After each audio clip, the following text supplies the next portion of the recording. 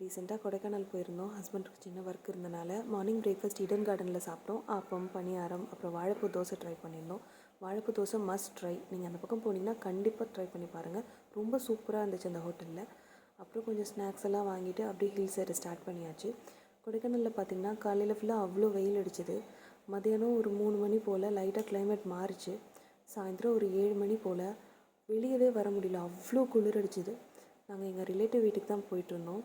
என்னோடய ஹஸ்பண்டோட டிரைவிங் பற்றி சொல்லவே வேணாம், அவ்வளோ சூப்பராக ட்ரைவ் பண்ணுவாங்க.